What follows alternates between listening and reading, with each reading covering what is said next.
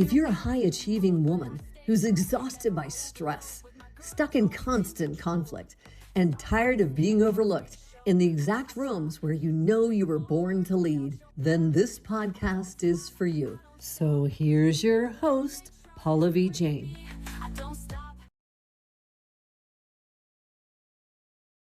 Welcome back to Her Boss Brain. I'm your host, Pallavi. This is a space where we explore what it really takes for women leaders to move from stress and survival mode into clarity, confidence, and conscious leadership. Because here's the truth. Most leadership conversations today focus on strategies, skills, and external performance. But when pressure rises, and it always does, something deeper takes over: our inner system. And the leaders who learn to navigate that inner system are the ones who lead differently. They lead with clarity, conviction, and courage, even when the path ahead is uncertain. Today's conversation is a powerful example of that kind of leadership. Our guest today is Amy Hollis. She's the CEO of Employees First, who is challenging how employers think about voluntary benefits and human sustainability at work. Long before the market began paying attention, Amy saw a gap, and she had the conviction to build something that didn't yet fully exist. That kind of leadership is not easy. When you're questioning systems, pushing new ideas, and building something ahead of its time, you will face skepticism, you will face uncertainty, and there will be moments where you have to decide whether to stay on autopilot or step into conscious leadership. I've had the privilege of working with Amy and her leadership team through the Lead From Within program we did last year. And what struck me most about her leadership journey is the intentionality she brings to leading and handling moments that are unfolding in front of her. The willingness to pause, to reflect, to admit sometimes that she is not perfect, and to make conscious choices even under pressure. In today's conversation, we're going to talk about what that really looks like in the life of a CEO. The moments that test your conviction, the courage it takes to challenge established systems, and what happens when leaders learn to trust their inner compass instead of waiting for external validation. Amy's story is one of resilience, conviction, and purposeful leadership, and I think many of you listening will see parts of your own leadership journey reflected in it. I want to welcome again Amy to this show. Welcome to Her Boss Brain. Thank you, Paul. It's so good to be here. Of course, and you deserve each and every part of it. And I have a lot to cover with you. So if you're okay with that, we're going to just jump right in. Sounds like a plan. All right. So I know this, but for our listeners, most people see the CEO today. But what shaped the leader in you long before that title? So, the whole question around leadership and is really very thought-provoking, because you can have a vision of something, or you can have a thought or foresee things that are happening, or what that could mean, what the impact is. That doesn't necessarily mean leadership. It literally is a part of the puzzle, but it's not the full puzzle. And frankly, it's not the key puzzle. So I think that shaping my leadership has come through a lot of mistakes, through a lot of being open to hearing difficult things, which I've never had a problem with that, which is, I feel very fortunate with this, but that is probably if you're not willing to listen to and hear the things that you could be doing differently, then you'll never get to do it differently. So I've never had a problem with that, but it makes you really face who you are, why you're doing it, what's behind it. And most importantly, I think from a leadership standpoint, the difference between having a vision and having a vision that you see and that you could follow or you could get behind is being connected. Yeah. So that's, that bringing the intentionality. And frankly, the reason that I do see things that other people may not, and solve problems that other people may not be there yet, is the very reason why I had to be so intentional about being connected and understanding and being present in the moment. Yes. Because it's not about what I believe. It's about what do you believe after encountering or hearing from me. That makes perfect sense. And was there an early moment in life where you realized that, you tend to question systems rather than simply follow them? Or actually, I'll put it another way because it's just a perspective. Or put it another way was like you were always looking for improvement and how to make things better, right? I don't remember a time that I haven't done that. So there wasn't like a point in, imagine that.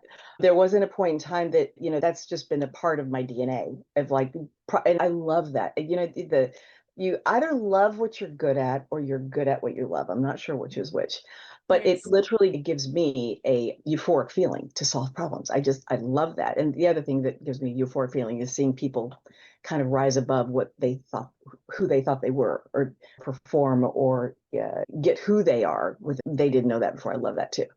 But Yes. that part of the journey is something that's just been a part of my DNA from day one, from uh, school, college, and even early career. But like I said before, that does not necessarily shape a leader, because doing something about a vision is, and bringing others on board to a vision takes a completely different and frankly sometimes an opposite skill set that brings Yes. it personality. Yes, that is so true. So I love the work that you do, right? So just coming back to that, because also as an HR leader, it was very intriguing to me when we first connected and you told me all about it. And I'm like, gosh, I didn't know any of that. Yeah. So anybody listening to it for the first time, so the work you're doing in voluntary benefits, right, is something many employers actually are only now starting to understand, and maybe very few of them.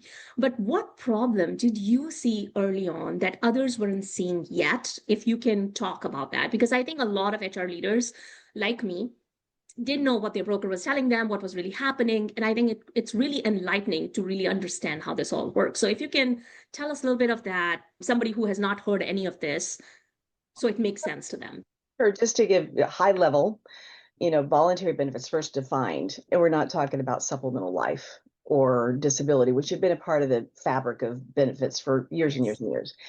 The ones I'm talking about are that really emerged primarily since the Affordable Care Act, and frankly, the exchange or the marketplace started to giving the employers more choice, Mhm. give to their employees for diverse workforce and things like that. And the whole term marketplace means shopping, right? So that's when these plans started taking really more of a front and center role. Things like the critical illness, accident, hospital indemnity, or even pet insurance, some of the others, the things that are the non-traditional employee paid benefits that employers are offering to their employee population with group purchasing power, right? And to expand the benefit menu and to provide diversity in the benefit options to fit a diverse population. So they became really popular, and I think that, but it was not a well understood space, if you will. They knew medical, they knew life and disability, but how things work behind the scenes for some of these other plans was very different. Usually, this came from the individual marketplace.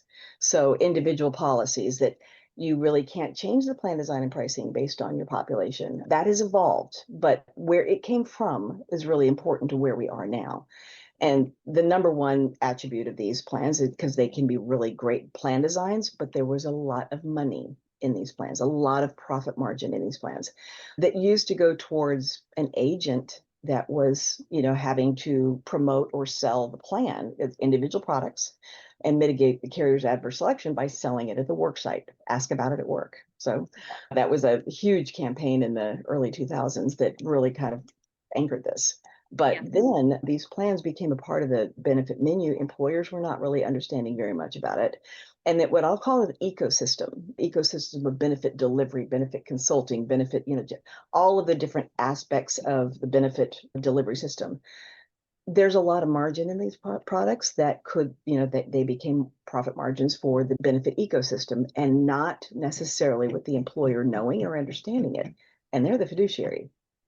So, it led to the plan value question as to whether or not how valuable are these plans, because if they could pay out that much of compensation, how much are they actually paying in claims, compared to the 85% requirement of Affordable Care Act. So seeing that the problem evolve really struck right after Affordable Care Act. And we all thought that after they started becoming mainstay, that they'd be part of the regular benefits menu and that the loss ratios would drop, and they did not. And so the more I saw that, the more I realized that employers were, wanting to bring value to their population and didn't necessarily understand that they may not have been because they were trusting the ecosystem and not understanding where all the dollars were going. That's the bottom line. Wow, that's a lot. And that's like rocking a complete full plan, action, system that's in place for years. And so when you first started advocating for this approach, right, did people understand it or did you face skepticism? Yes. The reason I say yes is because those that were in the space, now Yes, this is what I would say. I've lived deeply on the health plan cost management side. yes, I've also lived deeply on the, been in the trenches on the voluntary benefit side. And not until you've been in, like, lived it, do you yeah, really understand it. yeah. And so those that had lived it and known it, they knew exactly what was going. They knew Mm, exactly what I was doing. But mm, most did not. I mean, employers and even some of the smartest consultants, in the industry that were, I would start to talk about these plans, these programs, and the whole ecosystem, and they'd glaze over. And they're smarter than me, but they didn't know how it worked. And there's, it's death by thousand cuts. There's so many minutia things to know about these products to understand how to first navigate it and how to make create the best value for the employer and the employee ultimately. But there's a lot of ways around that too. When you have a veil of that's right. obscurity, and the Affordable Care Act required that these plans, in particular some of the supplemental health plans as I call them, they required them to be fully insured. That brings available obscurity of where the dollars are actually going, just by the nature of being fully insured as opposed to opening it like a self-funded. And so I think that the population that needed to understand what this was, and they had to first understand the problem before they could understand the significance of the solution. I'm still educating, I'm still literally going in front of employer forums, not even talking about my company, just to educate, just to Yeah, explain this is what's happening in the market. This is where these plans came from. This is what it means to you. And this is where your risks, but this is where your benefits could potentially be. That's the fun part because that's there's a right. lot of potential, huge Yeah, potential, which don't yeah, get me started. That's the closet I actuary. know. I'm not an actuary, closet actuary comes out, or the wannabe actuary. But then there's Yes, also a lot of risk. yeah. So, it's the explanation and the education part. And frankly, as you well know, most employers, they have untenable cost factors going against them today, with the That's rising right. cost of healthcare. Their primary focus, as it should be, are going to be on the key plans. And so Yeah, they're having even the bandwidth to stop and actually understand. So they typically would turn, that those decisions over to their advisors or their yeah, consultants to help them craft that.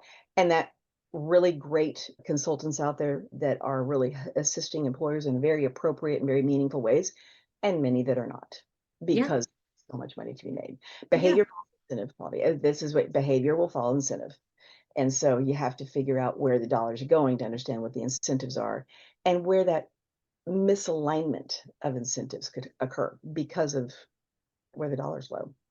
Yeah, that makes sense. Again, once you understand it, it makes sense. But the problem is a lot of us don't understand when we are in the system and we're used to doing things in a certain way and, kind of falling back on our broker or the person we're working with and saying, okay, they're going to tell us all the things, right? That's their job. But, Make the decision. you Exactly. know, what's interesting to me, and we have had these conversations, like what made you stay committed when some Mhm. of the other people didn't see this vision or may have even the problem with this vision in their own ways, but right, what was it? Because I think that's where your power lies, and I really wanted to share that with our audience, with all our women leaders who are listening today. Where did that commitment come from? I think the biggest part of it is because I understood it deeply, and in the positions that I've held, over time, they helped to shape the industry is where it is today, is knowing without no uncertain terms that this was the right path to go down. Yeah, And I don't mean to, I hate the word right, because it's not about being right or wrong, but this was a correction. There was clearly a need for a correction, clearly a need for education and understanding so you could make better decisions. There's just no question about that. And I think that my conviction came from that space of knowing yes. you can't put the cat back in the bag once you know what's going on. You just can't. And I think that the conviction of knowing the extent of some of the misbehavior in the market Frankly, I had no design. I think I told you this. I had no design on starting a company. I was independent consulting. I'd done that a few times in my career. I'd build a practice and then I'd go out and do my own thing that I build. That's my thing. I'm a builder. That's my brand is, get us 2 to 3 years ahead of the market. And because Yeah. that's what I love to do, right? Yeah. And so I didn't have any design on starting a company at this stage in my career, but it was seeing firsthand that the problem was getting worse Yeah. and knowing that who else is going to stand there. And I would say that there's others as well, and I commend them, Yeah. and others that came before me that weren't even in the benefits industry like I was, that saw a problem, but they didn't have the knowledge of especially for large market employers, because that's where the Yes. difference is going to be made. Large market employers have always been the ones to shift an industry and put it up on its end, because if they make a decision, then the rest will follow over time. So, I commend those that had attempted and tried to and made some footholds, but from the standpoint of really shifting an industry and changing it where there's no going back, that was my conviction of what do I have to lose? That's part of it. Because I knew what was happening that was not right. And that once employers understood that, and even market understood that, and some already knew that, Yeah. they already knew it, but it's business, Pallavi. I mean, Right. it's you have to understand these are good people too, just in a broken sense. Absolutely. They're good people. They're trying to do their jobs. They're meeting their goals, and companies are, reporting earnings, all the stuff that, that can lead to that. But it didn't make it right. Yeah. And Yeah. there weren't many that were in the position, independent, like I was, to be able to make a stand. And, it was just a conviction of knowing that it needed to change because it was going in such a bad direction as far Yeah. as just the That margins and makes the sense. lack of knowledge. Yeah, that makes sense. And I think I would add there also your inner confidence in knowing that you could fix it and that you had the answers. Because I think at the end of the day, that matters, right? Even as a CEO now, you're leading under pressure all the time with in various different ways, right? But as a CEO, that pressure is constant. Whether Yeah. it's decisions, whether it's managing your own people, growth, you're in the scaling phase, expectations. What has conscious leadership meant to you in those moments? Because I think you're a great ambassador of that. And I want people to hear that from you. Well, and I would say that first of all, being a CEO, there was a lot of learning. I have been humbled beyond description in thinking I've launched practices before. I've, had P&L, I've put, teams together, I've built organizations. I can be a CEO. I had no idea. I was humbled by that. It's brought it's actually even self-learning, like learning Yes. more about myself. It has been a journey for me, and a positive one, but a hard one, and one of the best I've Yes. ever taken, really, truly. And for the best reason, right? So I think that just the bringing that you hit the nail on the head is the intentionality. Yeah. And going back to what I was saying in the beginning, you can know what to do and you can know how to do it, which I often do. That's just kind of like my thing. But leading an organization or people or individuals for that is a totally different skill set. And it's a totally different, and frankly, like I said before, the reasons that I can solve problems are going to be the very reasons that are going to be an obstacle for me to lead, because I'm thinking of all of the stuff in there. But I got to stay connected and I got to be aware and I've got to, be present in the moment, because it's about the people that are going to be doing it with you and for you and around you. That's the key. So the level of intentionality for me has been so much great. Some people are very natural as leaders, but maybe not natural problem solving, whatever the That's case right. is. That's That right. part didn't come natural for me. It Yeah. really did require, and that's why you see the intentionality, because I wouldn't be able to do what I want to do and what I have a vision of doing unless I really had polished or dug into or refined the ability to be that present and to connect and to make sure people are understanding and tracking with you and not getting Yes. ahead or behind or sideways. And that's what I see as the key to leadership, is if you can't do that, what are you leading? Yourself?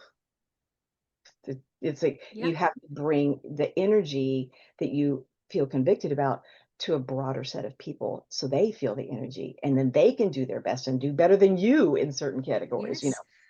So I think that the level of intentionality for me, especially in this role with Employees First, has really taken front and center stage for me. It had to, because of, we're an island, right? And kind of coming up against an industry and challenging an entire industry. And Yeah. so we really have to band together. Yeah. And, the part of that is the leadership is making really difficult decisions too.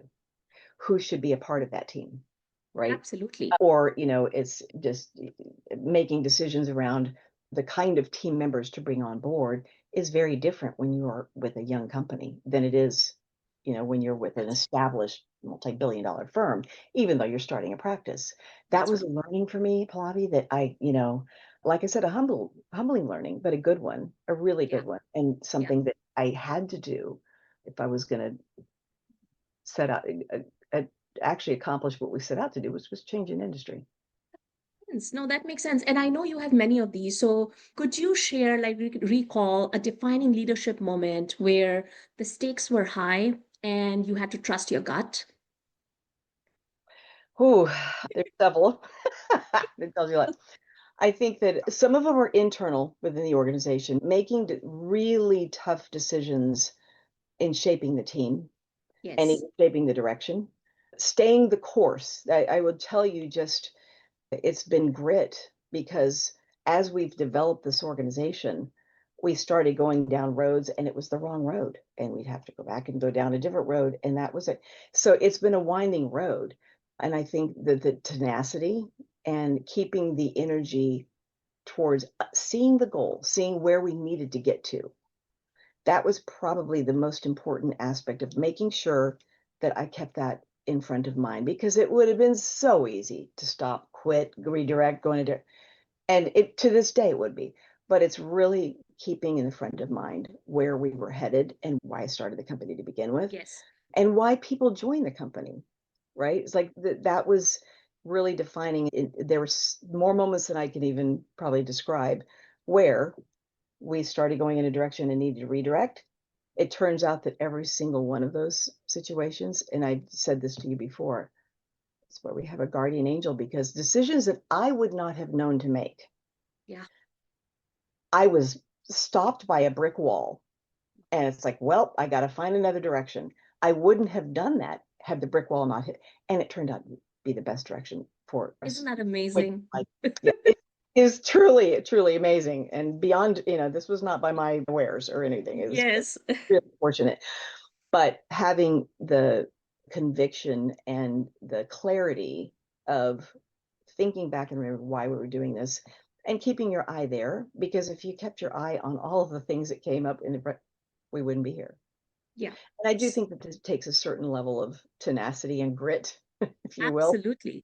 Honoriness, Yes. maybe. I don't know. And resilience. I think it's definitely a big example of your resilience and the resilience of the team who is supporting you and, moving Yes. forward with you. So, And supported me in a really tangible way that is like, without them, it's like it was really Band of Brothers kind of. exactly, exactly. And I've known them, I've worked with them. They're all amazing, wonderful people. And with, again, such intentionality. And I think it does trickle down your own leadership, your own style, your own conviction. It matters because it really trickles down to your team. I have firsthand, seen that in your organization. So looking back, as an example, you are the best person who learns from your mistake, who talks openly about it and help others, around you. So if you have to look back, where did operating on autopilot cost you the most, if that ever happened?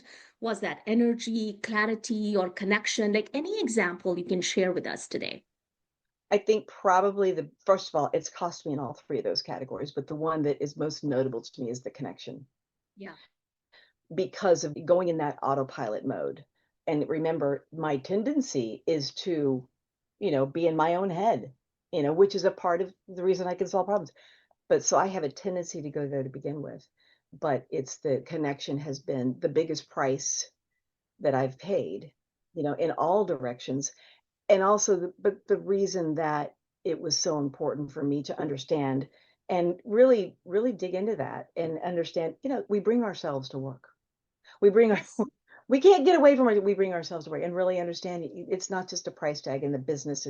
It's everywhere, and that's for anybody. You bring yourself. So I think that staying the power of sl- me slowing down. Yes, that brings intentionality to begin with. I've got a little more energy than most, right? Which has been a great attribute for me and probably one of my biggest obstacles and issues.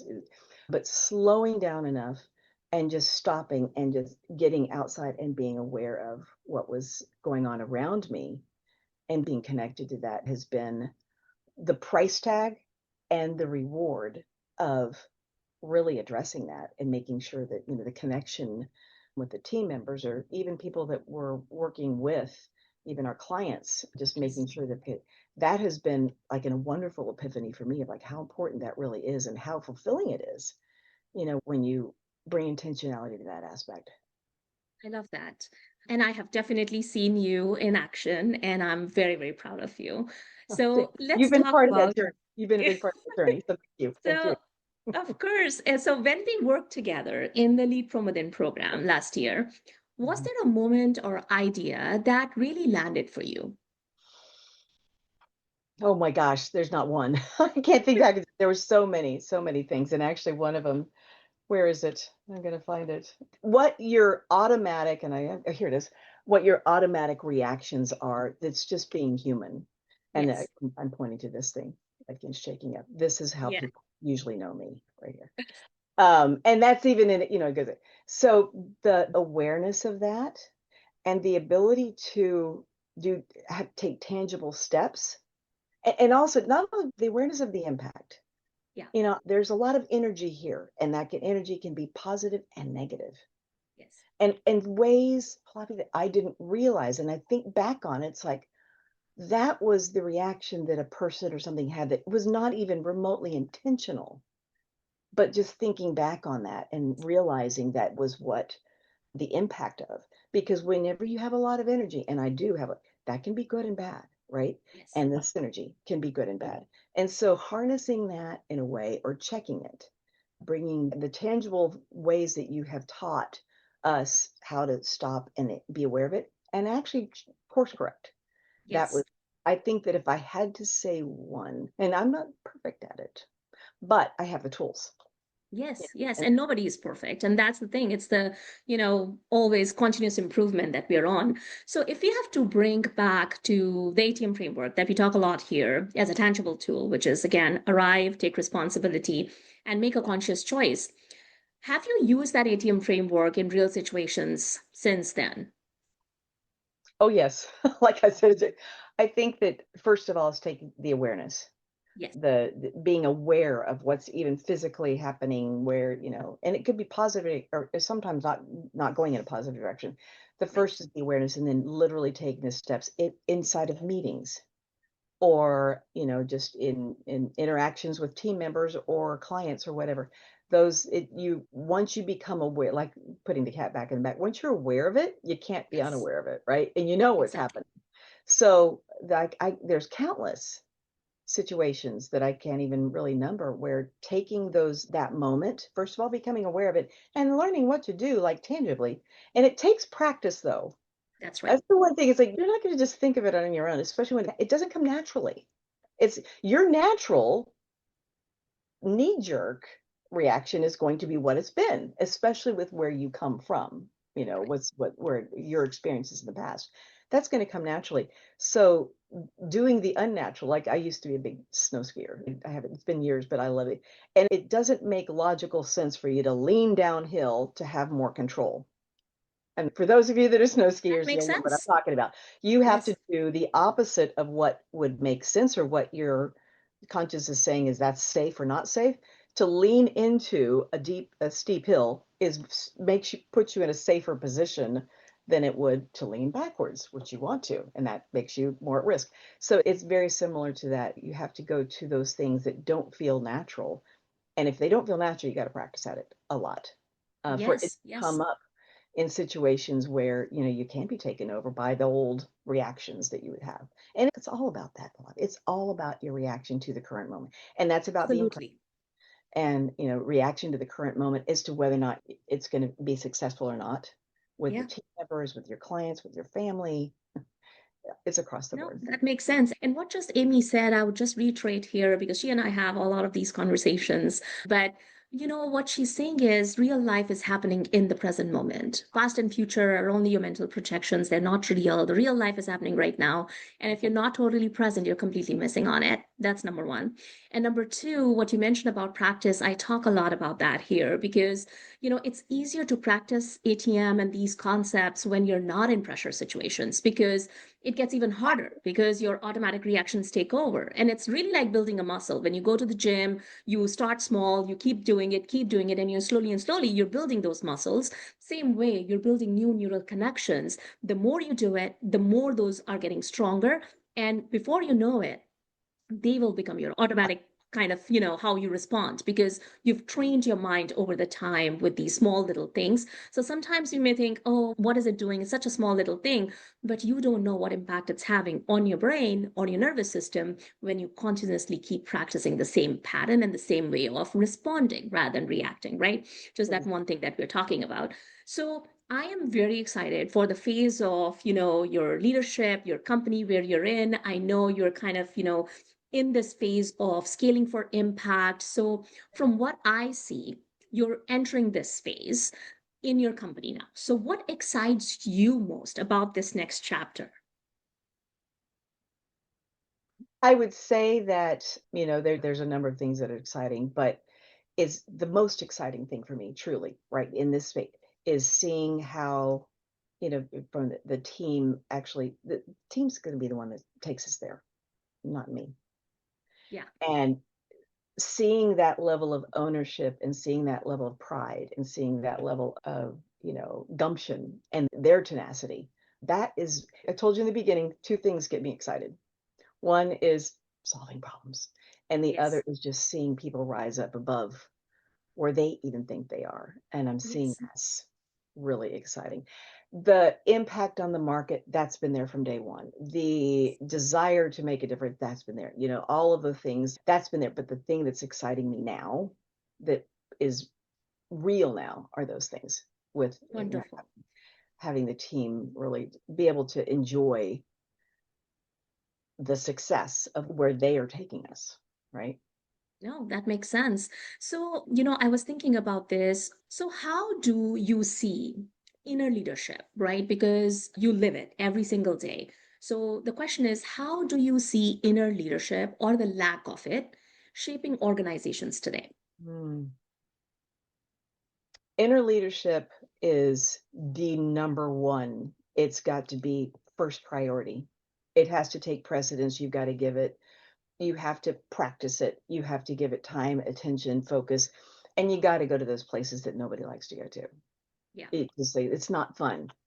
And I think, and I would encourage, and I've had to do more than most, right, in that category, but it's also can be really rewarding. So the inner leadership is really a function of just taking it doesn't have to be overwhelming. It doesn't have to be, oh, I've got to be baby steps. And I just taking the very tangible steps, and even a few at a time. It's literally just going, and the conviction for that. And really kind of reminding yourself why you'd want to do that to begin with. Because in the end, the reward is really the biggest, seeing and having it occur the way it plays out when you do check that. And that's maybe not the right, but you really have to check yourself. Yeah. And also not beat yourself up, because we all have, I've made more mistakes, and actually the same mistakes many times more than most, right? It's like, but it's actually okay. It's actually okay from a journey standpoint. And it's okay to be vulnerable and let people know your underbelly, right? It helps to build that team and the trust, and to have let people know that this is what you're working with and this is what you see. I remember we entered into, not too long ago, into when some news started coming out, and we entered into, okay, it's here it is. And I told the team, this is what you're going to see from me, Yeah. because it's my natural, and I'm aware of it. Make sure that you tell people, it's actually better to let them know in advance, because you're going to fall back into it, right? It's That's right. just, it's being human. So the intentionality is just the daily practice, and when you're falling short of that, just starting back from scratch again, and which is okay, because Yeah. it's a lot faster of a path to get to where you were, and know that you're going to, just being aware that it's going to happen and that it's okay, and that, but having the fortitude to stay at it. Makes so much sense. That makes so much Well, sense. And so where did many. I learned all this from? I'm not sure. I just, no, No, sir. but what you just mentioned, giving yourself permission, giving yourself grace. I was just about to say that, and you said it because I think that is so important because we sometimes I mean, sometimes not always, we are the most unkind to ourselves. So, Especially, definitely don't do that. especially And sorry. especially women. They will Yes, absolutely, women are harder on themselves. And I don't mean to be sexist about this, but there is yes, a tendency for that self, deprecate, it's the not inner dialogue. realizing. And it's all in the pathway of self-correction, but it That's can right. go too far. And we as women have a tendency to do that. Yep, absolutely. No, that makes perfect sense to me. And so, because I think that's the other part that people don't understand. When we are working on this inner leadership and we have this conviction, the intentionality that you kind of lead with naturally, but how has leading from within transformed you personally, not just professionally? Because I think it's important to note that down as well. Because, like you said, we bring our whole selves to work, right? We don't have these two separate compartments in our head. It's same impact, even more profoundly with your family. I think, I have my 3 kids, the last 2 are twins. They're going off to college next year, sniff, sniff. God. And, I know, they're graduating this year, and it just making the most of those moments and making decisions about bringing intentionality in that connection. And especially now when it's not the easiest thing to connect with a 17-year-old or an 18-year-old. But that definitely has had an impact in my personal life. There's not one area. There's never going to be one area. It's going to impact and bleed it, the positive or the negative, into Yes. just about every area of your life. So connection, and even just with your family and Yeah. family members, Yeah. your core as well as your extended family members. But being That's present. beautiful. That's beautiful. So, your work is so much on human sustainability and doing more for the employees and the employers. What is one thing that you think executives and boards, right, on that level, because they're often stuck in these preemptive ways in how they work, right? What do they often underestimate about culture and human sustainability in these organizations? What do the executives? Yeah. I would say that what they underestimate the most is exactly what we're talking about. Yeah. Is the fostering inner leadership Yeah. and the impact. So they have to think about the organization, and it truly is, it's bottom line. What's the cost of, what's the Exactly. reward of that? And that's fair and that's reasonable, and Yeah. that's business.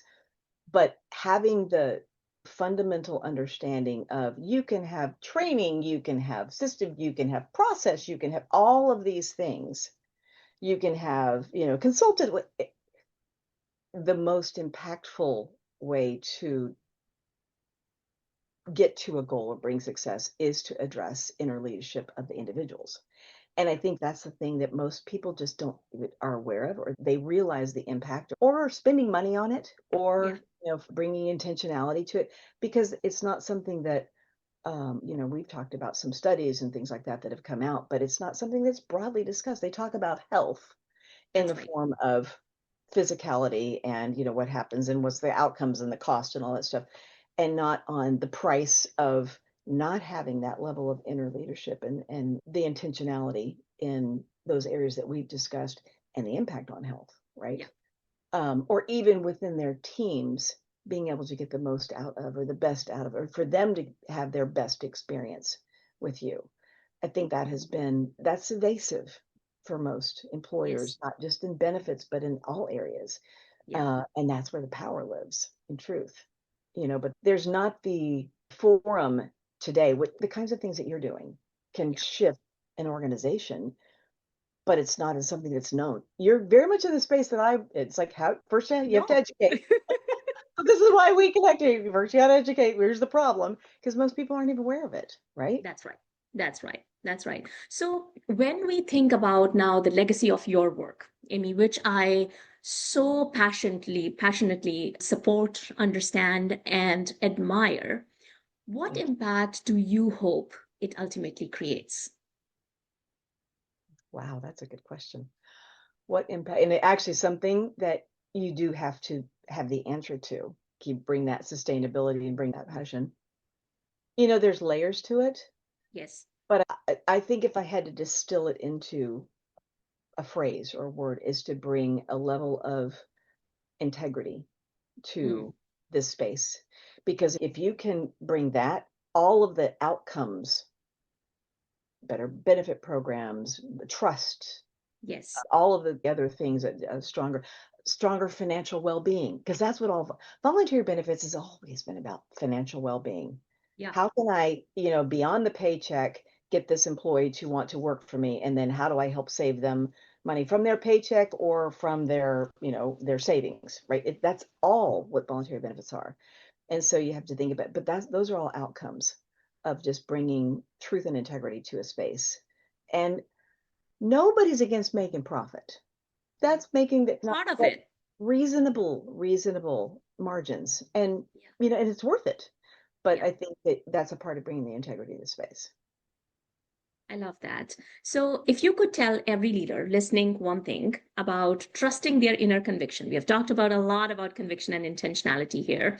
So, if you could tell every leader listening one thing about trusting their inner conviction, especially when the path feels uncertain, what would it be? Mm. So this is a question I had to answer myself. Is going back to the base, and many times, and it's so important, is really understanding where the drive, where the impetus, where did it come from originally? Because typically and usually it's from a really good and worthy place, right? Yes. Yes. And usually the things that derail or change that conviction are from external, and some of them aren't even real.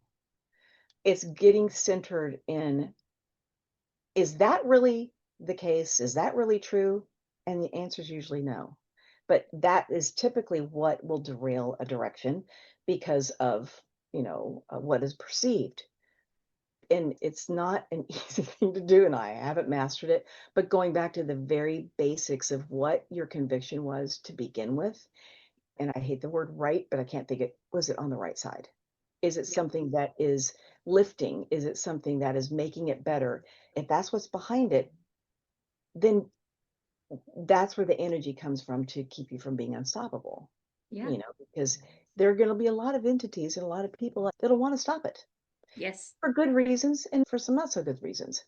That's just, again, that's just the way of the world. But getting back to that very basic tenet of your initial conviction and knowing who you are in that. And a lot of people don't actually know that. Yes. I mean, it's not a trick question, but what's it really for? And leaning on that, because that's what will give you the tenacity, the grit, and the fortitude for the tough times that do come, and they will come, you Yeah. know, and some of them actually make things better, like I've experienced in miraculous ways. But it's just getting back to the very basics of your initial conviction. Yeah.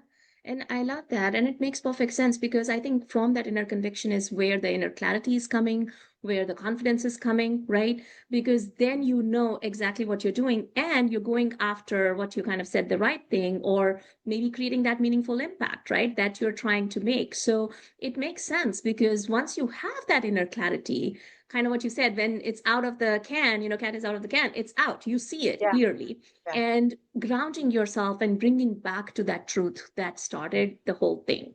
Because, in my last organization, we were working on a lot of things and we were working on clean energy and a lot of stuff. And many times organizations forget why they started these initiatives and it becomes a yes, competition rather than a yes, cooperative effort of making something better for the planet. I mean, just an example. exactly So, right. same way, I think coming back to your integrity and to your inner clarity that why did I started this in the first place? What was the conviction? What was the reason behind me going against the grain, fighting with all these people and getting my work, thing done because I Right. believed in it. And Right. what was that? Because it's very easy, like you said, with all the external pressure, overstimulation, people telling us things, we trying to maneuver all this in our day-to-day life, we Yep. can get lost in it. And it's very easy. It happens to all of us. Yes, And it does. right, just coming back to what you have taught us today is also then not beating yourself up on it and saying, it's okay, I made a mistake. I need to pivot. I need to change my direction. And that's totally okay because that's not where I was meant to go, right? So I love that. And I have to say this again, Amy, that I haven't met many CEOs, and especially women CEOs, who have that confidence and conviction to sometimes also start over and say, I made a mistake, because we get in ahead of ourselves and we get in our ways where we say, oh, I've spent all this money, I've spent all this time. What are people going to say? What is my team going to say? But it requires a lot of self security within yourself and confidence Yes. that if I know, and I think integrity, you just, it's such a great thing that you just said, because that keeps you anchored. Right. And Is this confidence, right? Is confidence, this aligning with my integrity? And if it is, then it's easy to create that inner clarity. Sorry, you were yes. saying something. And just the word confidence, and Yeah, especially for women, that can come across in a way that is off-putting, yeah, but confidence can be, and sometimes confidence, it depends on what the source of that confidence is, that's right. right? And That's it's right. confidence isn't a bad word. It actually can be a really good thing. You can self-check, you can be aware of, you can be clear on, you can own your mistakes, without having to drown in your mistakes, because that's easy to do as well. That's right. But confidence is actually, the core of the conviction, I think. And Yeah. that because you can get so easily derailed. And it doesn't have to be an obnoxious thing. A confident woman can sometimes come across as a certain way. And it's having that grace with the confidence. That's right. Not saying that I've mastered that, but that's what I admire when I see. I can recognize it a Yes. lot. It's easier to recognize it in others than it is in yourself, of course, but No, it gets that's to emulate. that's absolutely true. And I think kind of what you said that also reminded me of, you got to have some sense of optimism to also build that resilience, because I think that you do that naturally. And you've even alluded to in our conversation, it has happened a couple of times where you mentioned, and the person who is optimistic, they are the ones who are ready to pivot because they see like there is a greater power, there's something else, this was not meant to be, The rather way than around getting it. stuck in that, Yeah. being in that icky feeling and saying, oh shoot, this didn't work, and then this is it, right? So I think there is resilience comes from that naturally. So there is a lot of goodness that comes from, because optimism, I want to clarify that optimism is just being fakey positive, that, oh, that's not what we're talking about. That could It's be the real, very easily confused with like but right? true. Because a lot of people say that, oh, and we're not talking about that, just being positive. It's Yeah. really about that conviction, that belief is so strong that if I have my integrity, I'm doing this to make a positive, meaningful impact in other people's lives, right? And I'm building something that I am passionate about that gives me joy, and I'm not doing anybody any harm, In then what's I am exactly that. optimistic, You should be. right, that this will move forward in the direction it's meant to be. And there is power to that. And that's how you become resilient. That's like the straightforward way of becoming resilient. So, Yeah. again, and the reason I mentioned that is I see a lot of those qualities in you when you lead, when we converse, when we did our program, when we talk about things, and how gracefully and with so much humility you say, oh yeah, I didn't handle that, and this is how I should have handled that. And that takes that, right? That takes that resilience, that takes that inner confidence to do that. And I think you cannot have enough of that. So I just want to congratulate you again for your leadership. So much I have learned from you just working with you, and Mm. so many more women, I hope, who are listening to this, learn that, feel that confidence, and know that if you have the inner conviction, you can always move forward and you will find ways to do that. So I just want to thank you again, Amy, for such an honest and thoughtful conversation today. And just to bring it all together, what I got from it, like what stands out in your journey is, again, the courage to trust what you see Hmm. even Yes. when others didn't see it yet. The kind of leadership, I mean, doing it that way is not easy. It requires questioning the status quo, in navigating uncertainty, and staying grounded within. And that Right. is exactly the kind of leadership we talk about here on Her Boss Brain. Because when pressure rises, whether you're leading a team, whether you're building a company, or you're navigating your next chapter, the real question is not just, what should I do? The deeper question is, who am I choosing to be in this moment? Yes. That's the moment we move off autopilot, where we arrive in the present, take responsibility, and make a conscious choice. Again, Amy, thank you for sharing your conviction, the work you're doing to reshape how organizations think about supporting people at work. And for everyone listening, I'll leave you with this question. Where in your leadership are you being called to choose conviction over comfort? Ah, Ponder over that. And thank you for joining us on Her Boss Brain. Until next time, remember, the most powerful leadership always begins from within. Take care, everyone. thank you.